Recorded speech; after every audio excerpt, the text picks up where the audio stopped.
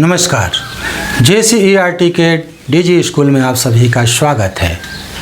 प्यारे बच्चों, हम लोग कक्षा 6 का सामाजिक विज्ञान के अंतर्गत भूगोल पढ़ रहे हैं।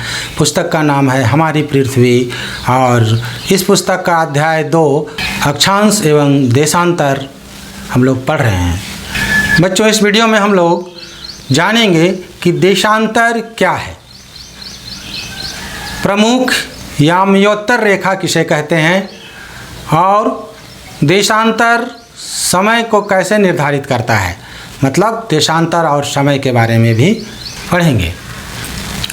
तो बच्चों, आइए शुरू करते हैं अक्षांश और देशांतर अध्याय का दूसरे वीडियो। तो सबसे पहला प्रश्न है, देशांतर क्या है। इसके पूर्व हम लोग अक्षांश के बारे में पढ़ चुके हैं। तो बच्चों, किसी स्थान के निर्धारण के लिए, जैसे बताए कि भारत कहाँ स्थित है, रांची कहाँ स्थित है, झारखंड कहाँ स्थित है, तो इस तरह किसी स्थान के निर्धारण के लिए अक्षांश रेखाओं के साथ साथ देशांतर रेखाओं का ज्ञान भी जरूरी है।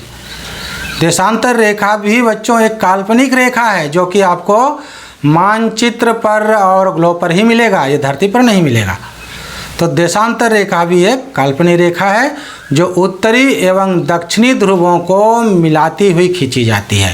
पुराने समय में बच्चों स्थान निर्धारण एवं समय निर्धारण की कठिनाइयों को देखते हुए संयुक्त राज्य अमेरिका की राजधानी वाशिंगटन DC में 1884 ईस्वी में अंतर्राष्ट्रीय याम्योत्तर सम्मेलन में विभिन्न देशों के विद्वानों ने यह निश्चय किया कि ब्रिटेन के ग्रीनविच स्थान, ब्रिटेन में एक स्थान है ग्रीनविच स्थान, जहां एक ब्रिटिश राज्य के वेधशाला स्थित है।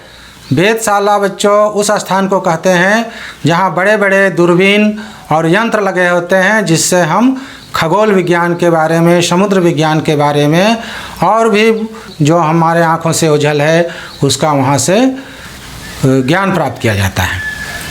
तो वहाँ से गुजरने वाली देशांतर रेखा को प्रमुख याम्योत्तर काल्पनिक रेखा वहाँ माना गया, जिसको प्रमुख याम्योत्तर माना जाए और इसका मान 0 डिग्री देशांतर रखा गया।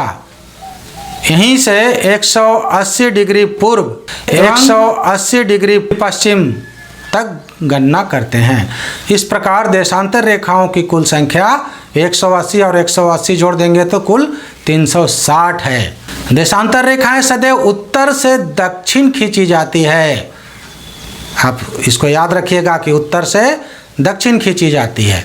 बच्चों, प्रमुख याम्योत्तर जो कि 0 डिग्री एवं 180 डिग्री के बीच होता है, दोनों मिलकर पृथ्वी को 2 समान भागों में बांटते हैं।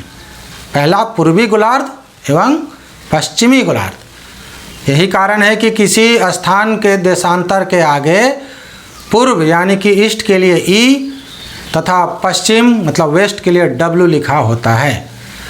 यहाँ पर यह जानना आवश्यक है बच्चों कि 180 डिग्री पूर्व एवं पश्चिम देशांतर रेखा एक ही रेखा है। बच्चों, देशांतर रेखाएं अर्धवृत्त होती है, पूरा वृत्त नहीं होता है, ये आधा वृत्त होता है। विषुवत रेखा पर इसके बीच की दूरी बराबर होती है। यहाँ पर देखिए, विषुवत रेखा के सामने इसकी बीच 2 देशांतर रेखाओं के बीच की दूरी बराबर है। लेकिन 0 डिग्री अक्षांश पर 2 देशांतर रेखाओं के बीच की दूरी 111.32 किलोमीटर होती है, जो ध्रुवों पर सटने के कारण घटकर 0 हो जाती है। यहाँ सभी देशांतर रेखाएं आपस में मिल जाती हैं। बच्चों, देशांतर रेखाओं को भी अंश यानी कि डिग्री में मापा जाता है, जैसे आप कोण को डिग्री से मापते हैं। प्रत्येक अंश को बच्चों मिनट में बांटा जाता है और तथा मिनट को सेकंड में विभाजित किया जाता है। ग्लोब पर अक्षांश रेखाओं एवं देशांतर रेखाओं के जाल को आप देखिए, इसके पूर्व हम लोग अक्षांश रेखाओं के बारे में पढ़े, अब यहाँ पर हम लोग देशांतर रेखाओं के बारे में पढ़ रहे हैं। तो ये एक जाल बन गया है ग्लोब और मानचित्र पर, तो इसे हम ग्रिड कहते हैं। अगर किसी स्थान के अक्षांश एवं देशांतर की सही जानकारी हो तो ग्लोब पर उस स्थान का पता आसानी से लगाया जा सकता है। बच्चों उदाहरण के लिए हमारे झारखंड का रांची शहर 23 डिग्री 34 मिनट उत्तरी अक्षांश एवं 85 डिग्री 30 मिनट पूर्वी देशांतर पर स्थित। ये अक्षांश और देशांतर से निकला है। तो अब आप ग्लोब पर उस बिंदु को देखिए जहाँ ये दोनों रेखाएं एक दूसरे को काटती है, तो आपको यह बिंदु रांची शहर की सही स्थिति को बतला देगा। अगर किसी स्थान का अक्षांश और देशांतर का मान हमें पता है तो वो स्थान हमें आसानी से मिल जाता है। बच्चों इस बात को समझने के लिए आप कागज़ पर जिस तरह से मैं यहाँ दिखला रहा हूँ उस तरह से समान दूरी वाले क्षैतिज मतलब अक्षांश तथा ऊर्ध्वाधर यानी कि देशांतर रेखाएं खींचिए।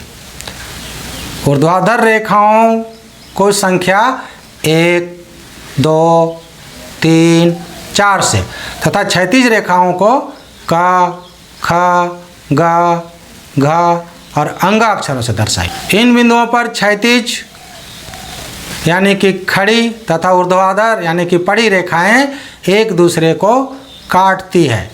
जहाँ काटती है वहाँ छोटे छोटे वृत्त खींचिए और वहाँ पर अ, ब, श, द, ध लिखिए। अब यदि मान लिया जाए कि ऊर्ध्वाधर रेखाएं पूर्वी देशांतर एवं क्षैतिज रेखाएं उत्तरी अक्षांश को बतला रही है, तो आप देखेंगे कि वृत्त अ उत्तरी अक्षांश एवं ख पूर्वी देशांतर पर स्थित है। अतः वृत्तों की स्थिति को आप ज्ञात कीजिए। इसी तरह हम ग्लोब और मानचित्र पर अक्षांश और देशांतर के सहारे स्थानों का मान जानकर उस स्थानों को ढूंढ सकते हैं। चलिए बच्चों, अब देशांतर और समय में क्या संबंध है इसको हम लोग जानते हैं। बच्चों समय को मापने का सबसे अच्छा साधन पृथ्वी एवं ग्रहों की गति है।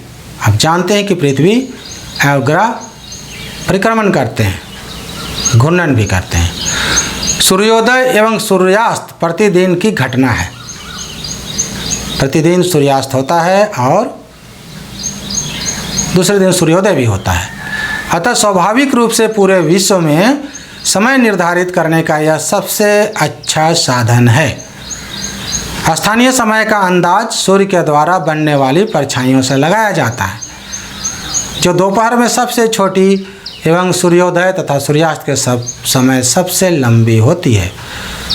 बच्चों आज भी आप सूर्य को देखकर बता सकते हैं कि लगभग कितना बज गया होगा।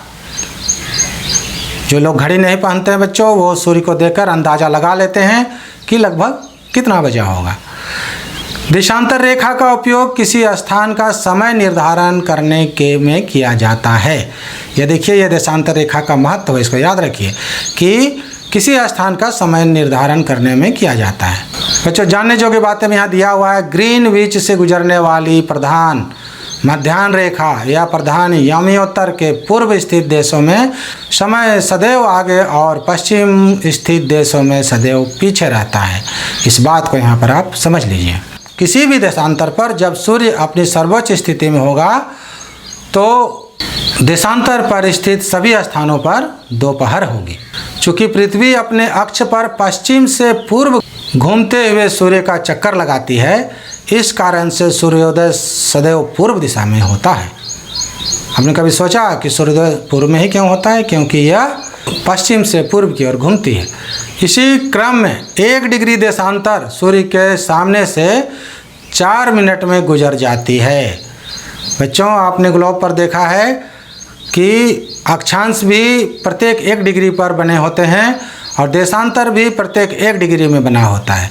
तो 1 डिग्री देशांतर को पार करने में पृथ्वी को 4 मिनट समय लगता है। इसलिए पृथ्वी को सूर्य के सामने से 15 डिग्री देशांतर पार करने में 15 गुना 4 यानी कि 15 चौके 60 मिनट अर्थात 1 घंटे का समय लगता है। और इस तरह से आप गणना करेंगे तो 360 डिग्री देशांतर को पार करने में 24 घंटे का समय लगता है। तो हमें पता है कि 15 डिग्री देशांतर पार करने में 1 घंटा का समय लगता है।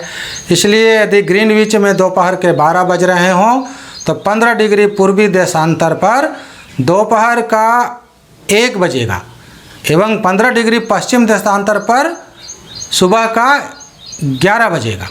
इसी प्रकार जब ग्रीनविच पर दोपहर के 12 बजे होंगे तो 180 डिग्री पर मध्य रात्रि आधी रात होती होगी।